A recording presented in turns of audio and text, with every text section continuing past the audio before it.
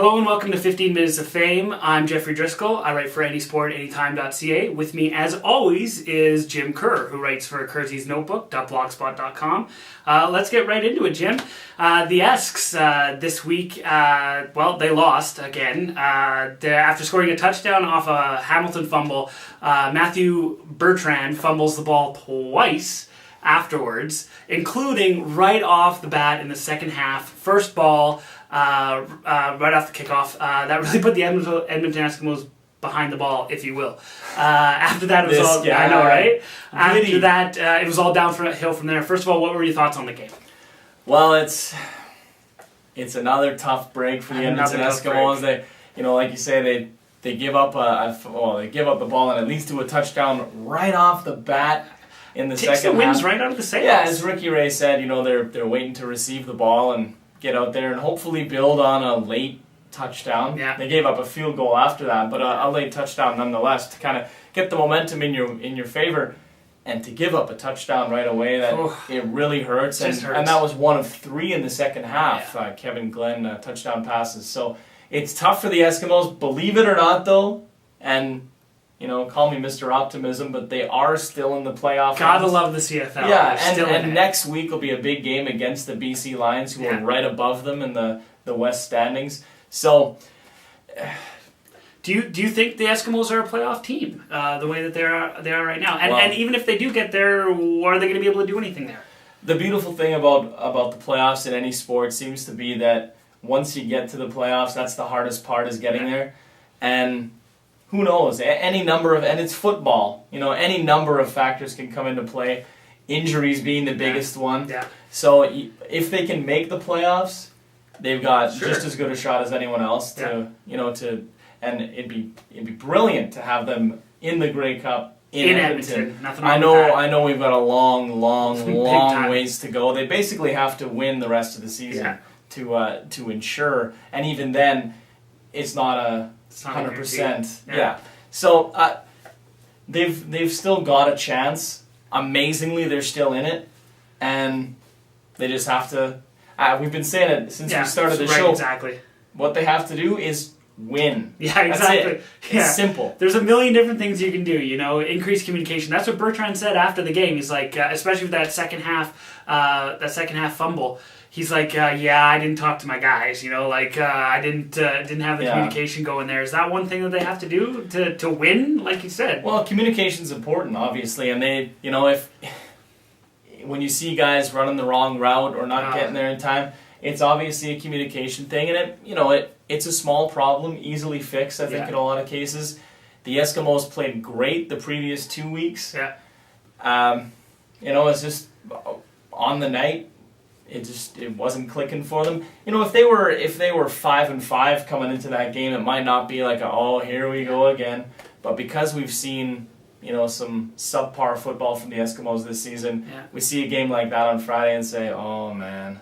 And that's exactly, and we just have to win, Big game against the Lions coming up. And it was a close game for the most part. I know the score doesn't really show that, but it's, a very close game coming into the second half. Couple of turnovers. And that's that. Yeah, exactly. That's the end of it. Let's switch gears, kind of where we always do. The Edmonton Oilers. This past week, they had a great opening game, and they won 4-0 against the Calgary Flames. Jordan Eberle had 1.5 goals, including a highlight goal, goal. Is this something we can see? We're going to see in the future? These types of games? Well, what I love is that Jordan Eberle, in his first career NHL game, scores his first career NHL goal, penalty killing in a 1-0 game. Absolutely. In the third period. That's beautiful. Yeah, no, absolutely. I love that, and that's going to be his bread and butter. If he, has a long NHL career, being a two-way player, killing penalties, and we all know he's got hands and he's got the ability to score goals, but being comfortable enough at the NHL level in his first game to decide, I'm going to do this. I'm going to pull it back. A beautiful goal. I just about jumped through the roof when I saw it. It was just an amazing goal, and it kick-started a flurry of goals for the Oilers. It was 4-0 by the 5-minute mark. Exactly. When Eberle did the old bank pass off Horkoff's shin pad. Right, which he planned the entire way. How about Rennie putting out Eberle, again, on the penalty kill. Shows the confidence. Yeah, no, I really like it. I mean, the end of the game was punctuated, about 2.5, 3 minutes left. With more like punctuated. Punctuated. There was an exclamation mark. See what I did there? That was good. Yeah, oh yeah. Punctuated, been holding on to that one for days. with a fight by Steve McIntyre and the Flames Evanins. I'll get it. I swear. He plays for Calgary. He's a tough dude. Yeah.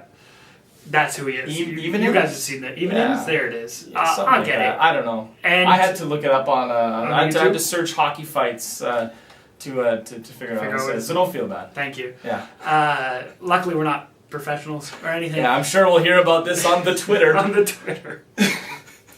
So, the fight. So, McIntyre drops him with 3 minutes left. Is this something, you can see... you can see that McIntyre is going to be doing this kind of thing. And maybe, is this showing that the Oilers are not up to being run? The Oilers are... McIntyre is showing the Flames and the rest of the league that, it's not right to take liberties with the Oilers anymore. Well, and there was, some people afterwards saying, well, it's a 4-0 game. The game's out of hand. They shouldn't be fighting, blah, blah, blah. But Tom Rennie, when he was asked about that, he said... our goalie had been run a couple of times. Glenn Cross was the guy that...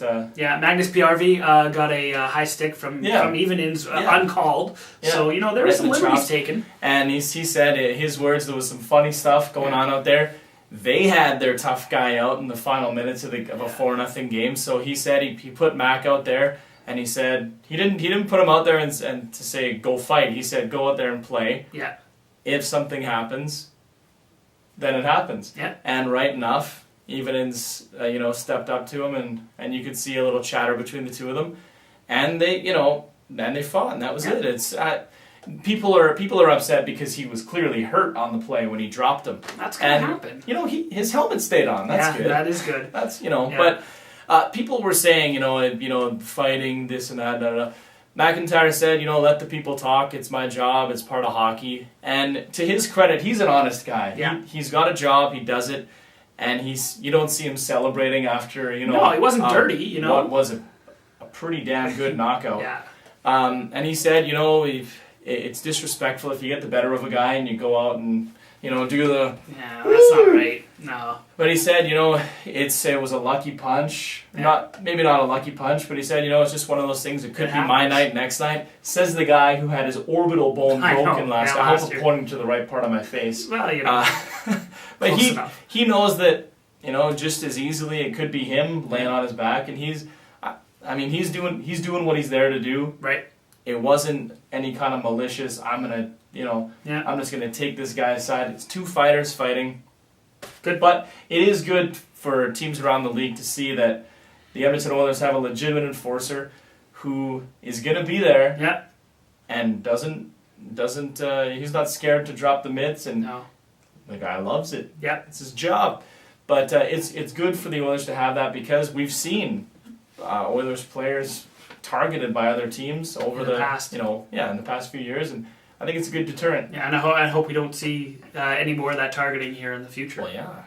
So switching gears again, we'll go to the Major Leagues of Baseball. The playoffs are in full swing right now, and as you mentioned in your blog... See what I did there? See what I did there? Yeah, in full swing. I can write. That's my style. So what you mentioned on your blog at kerseysnotebook.blogspot.com, you were talking about the season of the pitcher, and so are we seeing that the continuation of the season of the pitcher from the regular season is going into the playoffs here? Are we going to see a little more of that here coming up? Absolutely. The pitchers are going to be that much more important. Well, I hope so, especially on the first couple of days of the playoffs. There, 6 games, 3 shutouts. Unbelievable. Yeah, absolutely. And Roy Halladay, if you're a Blue Jays fan, you love the guy. He's with the Phillies now. Pitched in his postseason debut. Yeah.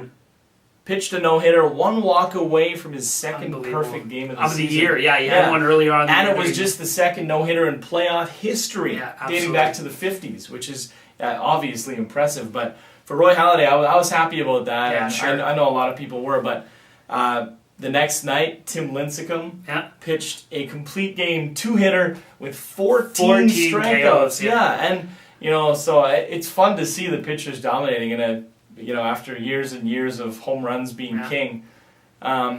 But it'll be interesting. I'm interested to see when Halliday gets back in a game. See how he does it again. Yeah. If he can give do it us again. another no-hitter. Pal. Yeah, that's exactly it. Absolutely. Another factor that's we've seen in the playoffs on the other side is the errors. For instance, on Friday night, the Cincinnati Reds gave up 4 errors to the Phillies, and the Phillies just took advantage of that, as they're going to do, and won 7-4 on Friday. Are we going to see a lot of that in the next couple of games too? Well, if you're the coach of the Reds, yeah. you're making sure your player. I would run Never them into the ground before exactly. the next game. That just can't happen. Yeah, and maybe it's nerves, maybe it's any number of things, but yeah. What do you do, right? Between solid pitching and errors. Yeah. I don't know. I think I'd be a pretty error-filled baseball player. I don't know. Yeah, if you're on national TV, everybody watching that. If we go outside to the ball, I don't know, man. Who's your pick for? I don't think we got this. Who's your pick for who wins the championship, and who are your 2 people in the finals there for MLB? Well, I think there's a good shot the Phillies will be there. Yeah. I thought the Tampa Bay Rays would be doing better, but I think there's a good chance. I know a lot of people are saying Yankees. I'm going to go Texas. Texas and Philly. Coming out of left field, if you will. This guy. Oh, my God. Phillies and Texas. Phillies with the win. Yeah. Hopefully Roy Halladay pitching in the winner. Wouldn't that be great? Oh, he's a beauty. Yeah, absolutely. He's just he's a good guy. Right.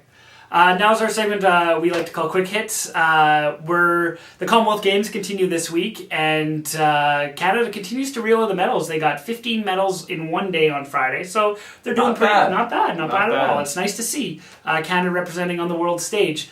Us, on the other hand, we've been we're jerks. Yeah, we've been covering another angle of the games for the past 3 shows now. Kind of the dark side of the games. Yeah. Delhi officials have been using langur monkeys along with their security guards to keep out other monkeys from venues at the games, which is fair. Which is absolutely fair. Unsurprisingly, one of the security monkeys bit a BBC cameraman this week. What do you make of this? I hate to say I told you so. But you totally told us so. He told you so. Go back on the YouTube and check. Yeah. I think it's awesome. Yeah. You bring in monkeys, more aggressive monkeys, to keep out the other monkeys. Exactly. And he bit a cameraman. That's fantastic. You can't make that stuff up. It's one of these things where so many stories have come out in the past few weeks about these games. Of course, a monkey would bite a cameraman. Exactly. Of course it would happen. Yeah. Moving on from there, Jim, I got a question for you. Really, for those athletes that don't know, what shouldn't you flush down the toilet? Well, I'm going to make this a public service announcement. Good. As far as I know, condoms are something you're not supposed to flush those down the toilet. And that's been a problem over there in the Athletes Village where 7,000 athletes are residing. The pipes are clogged with condoms. That's right. Little public service announcement, folks. Don't put that in the toilet. Yeah. Come on, Telly. Somebody has to go in there and clean that. Right. No, that's exactly What are they thinking? I don't know.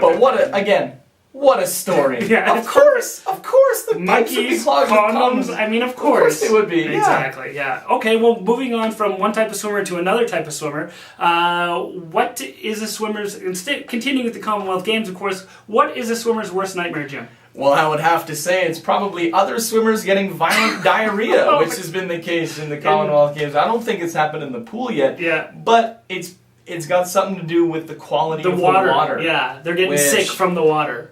Come on. Yeah, it's just one more thing. We're talking about an international competition here where they can't even have clean water. You gotta get that stuff straightened out. But of any athlete to be afflicted with such a... Well, and you're giving it your all, as you're going. You're in the pool, you're wearing... Oh, boy. What do you do, I think the Speedo would keep it in there, but... You never know. Oh, boy. And on that note...